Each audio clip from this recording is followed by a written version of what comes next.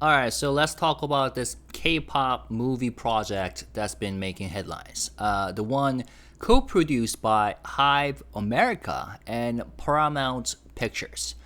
And this is shaping up to be one of the most ambitious attempts yet to bring K-pop storytelling into a mainstream Hollywood film. And we have now got a much clearer picture of what is actually going on what it actually looks like. So 2 months ago, in late July, we first caught wind of this project through reports in Korean outlets and international outlets. At the time, the announcement was more of a teaser that HYBE America had joined forces with Paramount Pictures, and they were aiming for a 2027 theatrical release.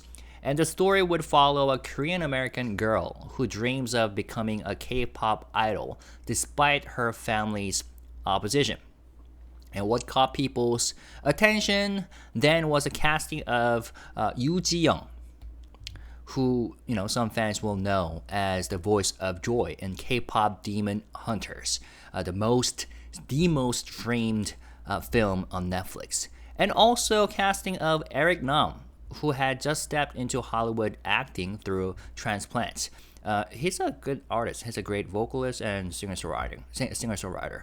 But yeah, he's also interested in acting. And that was the early hook: a concept, a release date, two leads, and the promise of something historic, since the film was expected to shoot entirely in Korea, which is the first case for a major U.S. studio. Now, fast forward to September this month, and things have really taken shape. So on September 21st, the production officially started rolling cameras in Seoul. And just a few days later, both Korean Press and Variety, the media agency article, dropped the updating casting lineup. And this is where it gets exciting, potentially, because the ensemble is far bigger and the details are much richer. So who's in it? Alongside Yoo Ji-young and Eric Nam, the movie has locked in Yoo Ji-tae, yeah, the old boy star. Do you know who it is? Let me see. Old boy. Old boy. I love the film. Yep, this guy. I don't know if you have watched the film before. Anyways, so it's got him and plus Tony Ravolori, who you will recognize from Spider-Man, and Jia Kim, who gained international attention in Netflix EXO Kitty. And on top of that, we're getting Korean stars like Sung Joon, Kang Sora, and Lee Hyung Chul, all of whom have pretty solid track records in both television and film. And that alone gives the movie credibility with the Korean audience, at least. But then here's an international flair. Variety highlighted several names that weren't heavily profiled in the Korean press. Renata Vaca, known for Malde Morris and Midnight Family. Celia Capsis, who at just 17 made history as the youngest Eurovision performer ever in 2024. And Alaya Turner from Power Book 3. Raising Kanan. And add to that Shana Kim with credits in Love Me and Jubi Park, who rounds out the cast list. And let's not forget singer Ah-hin Lee, another fresh addition called out specifically in Variety. Now, that blend of Korean talent and international names really show that HYBE America and Paramount are what they're going for. Like a global K-pop story that is told through a global cast. And it's not just another Korean film, it's positioned as a Hollywood musical drama that could resonate with audiences worldwide, well, in an ideal case. Now, let's talk about the behind-the-scenes power. So the film is being directed by Benson Lee. You might know him from Soul Searching, which was released in Korea under the title Soul Camp 1986. And his involvement could matter because he's already proven he can tell Korean diaspora stories with, heart and humor. And the script is being written by Eileen Shim, who co-wrote Disney Plus The Acolyte. But here's where Variety, the magazine, adds extra depth. We learned that earlier drafts of the screenplay were penned by none other than Adele Lim, yeah, the screenwriter of Crazy Rich Asians, as well as Elias Hollander and Benson Lee himself. And that shows that this project has been through multiple iterations with some serious writing talent shaping it along the way. And speaking of time, this film didn't just materialize overnight. According to Variety, it's been in the works since 2020. And it actually started at 20th Century Studios back when it was still Fox, and only later got picked up by Paramount after Disney's acquisition led to some projects being dropped. And Paramount's Michael Ireland and Brian Robbins were instrumental in rescuing it from turnaround and bringing it under Paramount's banner. And that's the kind of industry backstory that you don't see in the Korean press, but it explains why this movie feels so polished now, I guess, because it's been simmering for 5 years. Now, on the production side, HYBE America's James Shin is leading the charge, alongside Arthur Spector and Joshua Davis from Epic Magazine, plus Scooter Brown. And there's a stacked list of executive producers too, like Joshua Bierman, John Zalzerny, and Scott Manson. And Paramount's Brian O, Senior VP of Production, is a studio executive overseeing the whole thing. So yeah, the business structure is heavyweight, and it shows that this isn't a small experiment, and it might cost a lot. Now, let's go back to the actual film itself. It's a musical drama about a Korean-American girl who joins a televised competition to become part of the next big K-pop girl group. And that premise is pretty relatable, not just for fans of K-pop edition shows, but for anyone who follow the idol training system and the dream of, this stardom against all odds. And like family opposition, cultural tension, and personal ambition. These are universal themes. But placed in the context of the K-pop industry, it's, I guess, could add freshness that Hollywood hasn't really tapped into before. Now, another important thing is that the movie is being shot entirely in Korea. So they started in Seoul on September 21st. And will continue in locations like Incheon, Gimpo, Paju, and Gapyeong. So for a Hollywood studio to commit to an all-Korea shoot is historic. It means more than just local flavor. It's a statement about like production value, about Korea being a filmmaking hub, and about the global credibility of K-pop as a cultural export. And finally, the release date. As you can see here, February 12, 2027. And that's strategically just in time for the Lunar New Year holiday period, when both Asian and global box offices tend to see strong turnout. And it's also enough time for HYBE America and Paramount to build a full marketing campaign, which, given HYBE's expertise in fan engagement and Paramount's global distribution power, could turn into something massive. So yeah, when you put it all together, the trajectory looks something like this. July 2005, early reports, concept revealed, leads announced, and then this month, September, cast expanded, filming officially begins, and 2027 release window set, likely aiming for maximum international impact. In short, we have gone through from rumor to reality in just 2 months. And what was once a quote-unquote a K-pop movie idea is now a live production with camera rolling, stars attached, and an industry machine behind it. So you can really feel it now. The K-pop isn't just a music genre anymore. It's turning into a full-on entertainment blueprint for Hollywood. Because 2 years ago, the idea of a K-pop-centered movie might have sounded like a novelty. But after K-pop Demon Hunters went viral on Netflix, it proved that you could take K-pop aesthetics, the energy of fandom, and a solid story, and turn it into a piece of global entertainment that people genuinely enjoyed. And that success has set off a chain reaction. Why? Because studios, producers, and streamers see the numbers and think, okay, K-pop is sticky and it's global and it's got a built-in audience, so let's make more of this. Which explains why we're suddenly seeing announcements for projects like this one, Pitch Perfect, K-pop Idols, and Perfect Girl, and of course, the one that we just talked about, HYBE America and Paramount's K-pop musical drama that just went into production. But here's a tension. As one person put it bluntly, man, some of these shows are going to miss what made K-pop Demon Hunters legit good and focus on the "it had K-pop, that must be it" portion, aren't they?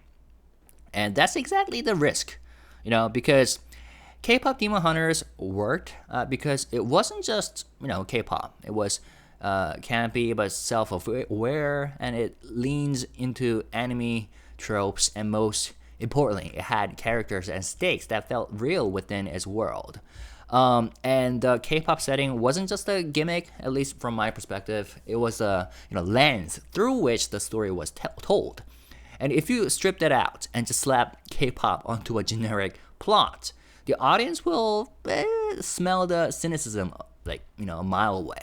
Like, take this one, Pitch Perfect, K-pop Idols. On paper, it sounds fun.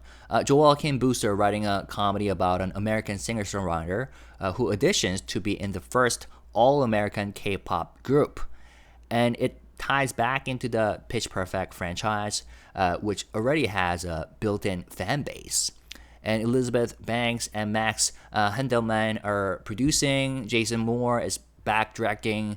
So the creative team is proven, but the risk here is tone, because Pitch Perfect thrives on parody and exaggeration, while K-pop as an industry is tied to culture, language, and fan identity.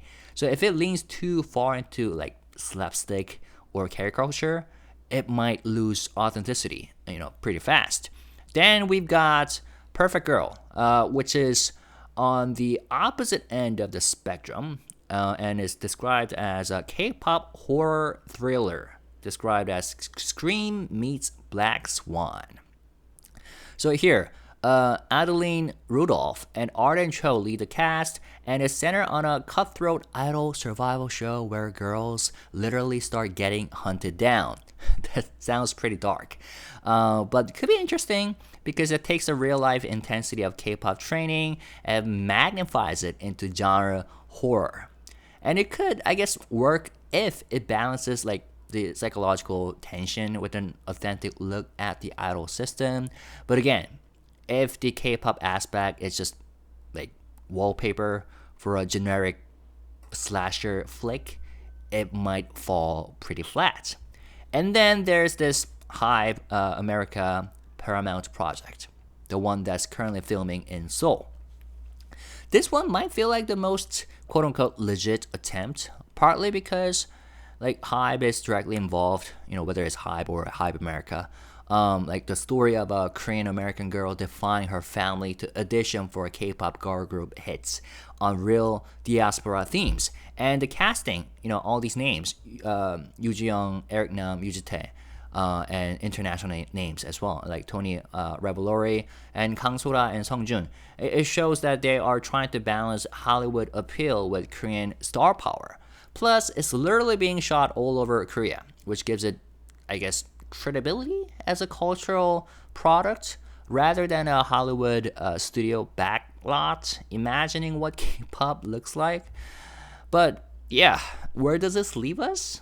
We're in the middle of the first real wave of K-pop screen projects for sure. Some are coming from within the culture itself, HYBE America's film, which has the backing of actual industry insiders. And others are being developed in Hollywood as genre exercises, I guess, whether that's comedy, like Pitch Perfect, or horror, like Perfect Girl. And the truth is, not all of them will land.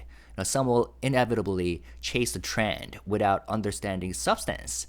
But others might surprise us. Hopefully, fingers crossed. The way K-pop Demon Hunters did, by blending style and storytelling in a way that resonates with both fans and casual viewers. Because to be honest, when the teaser trailer for this film first came out, I was like, ooh, this might be interesting. But when I watched it, I actually enjoyed it, although I didn't expect it to be this big.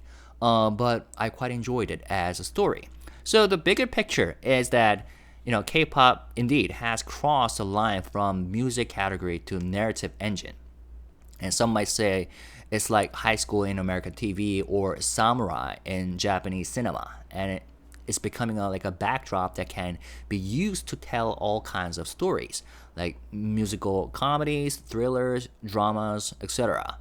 But the challenge for creators will be making sure that K-pop isn't just a paint job, but the actual DNA of the story. Because audiences, especially K-pop fans, will be able to tell the difference.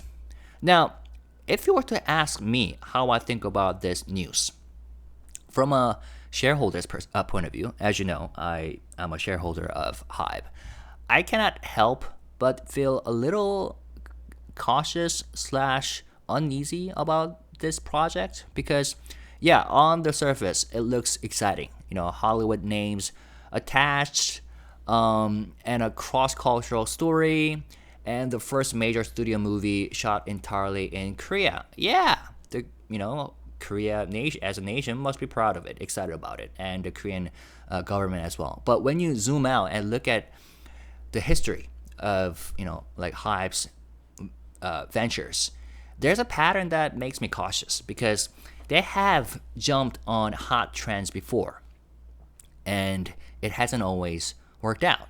Like think back to the blockchain boom. When crypto was peaking a few years ago, HYBE dove into blockchain ventures and tried to position themselves as forward-looking in the digital assets space. Have worked with Tunamu, one of the major companies, in fact, the most well-known company, working on blockchain. I might talk about the company on my separate channel, Classy, because we got some major news going on. Anyways, so they worked with them for this project called Momentica. But as the hype cooled, those bets didn't really generate meaningful results, and they've actually shut down this project entirely. Then came the NFT wave. The two things happened pretty simultaneously. Like at the height of the frenzy of NFT, HYBE. Oh, okay. So yeah, this was the announcement of the ending of the service, Momentica, the NFT blockchain service. But like HYBE played around with the idea of launching BTS NFTs. And it was a kind of move that felt opportunistic, chasing whatever was buzzy in the market. And in that case, it was only the massive pushback from ARMY that forced the company to quietly backtrack. Now, had they gone through with it, I don't know. Who knows? Whatever might have happened. But the backlash could have been devastating. The backlash, both reputationally and financially. I don't know, because NFT was a whole bubble that popped pretty bad. That's why, as a shareholder, I'm kind of wary here, because the timing of this K-pop movie makes it look like HYBE. Okay, to be exact, HYBE America is following the hype curve rather than leading with the clear strategy. Because right now, Hollywood is suddenly flooded with K-pop themed projects. Those I mentioned, Pitch Perfect, Perfect Girl, and others. So to outside observers, HYBE's involvement in a prominent film risk being lumped in as just another example of cashing in on a trend.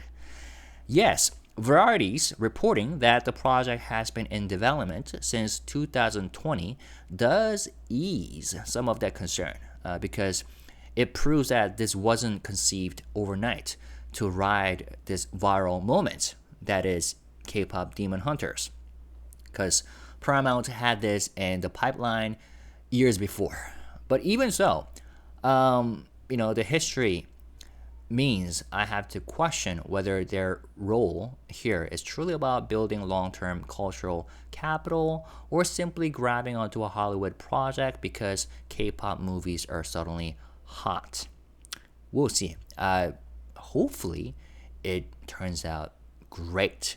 But as a shareholder, I know that HYBE's strength is artist and its global fandom infrastructure, right? When they start spreading into areas where the company has no proven track record, whether blockchain, NFTs, or games, which I have talked about recently on my channel, and they're doing some exciting things currently. So go check out that video if you haven't watched it. And now, scripted Hollywood films. The risk is that they might overextend themselves, chasing headlines instead of sustainable growth. And the market could punish that kind of overreach pretty quickly. Of course, HYBE is going to be fine. They make tons of money. They got a lot of cash. But still, in general, I'm someone who's cautious about chasing the hype.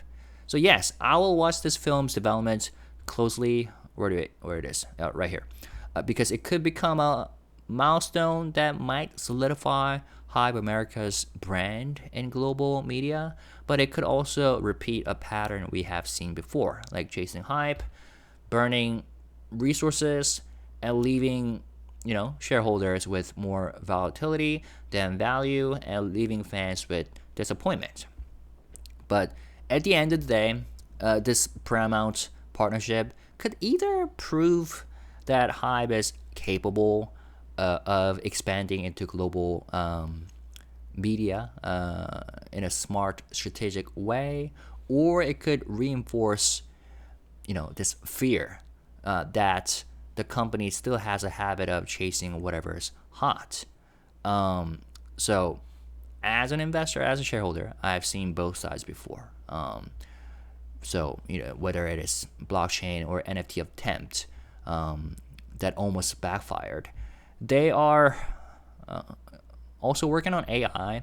I'm not sure. I haven't seen any tangible results yet. Maybe it's already been in use very actively that we just do not feel the the outcomes or effects. But they are investing heavily on AI as well. But we'll have to see. But for now, I'm just being cautious. So the real question is, will this film be different? Will HYBE show that it's learned from past missteps and can turn cultural hype into long-term value? Or will it end up as another case study of a company overreaching into areas it doesn't fully control? And, how much risk are shareholders willing to tolerate for the chance that HYBE, truly becomes more than a music label, but a global content powerhouse? We'll have to see. And also it depends on the contract structure. Maybe the cost wouldn't be too heavy for HYBE America or HYBE because it's a partnership after all. But we'll have to see. All right. So leave your thoughts in the comment section, whether your own responses to my questions that I just asked or your thoughts in general about this project. All right. As always, let's stay positive, respectful, and classy. Thank you guys. Peace and love. Bye-bye.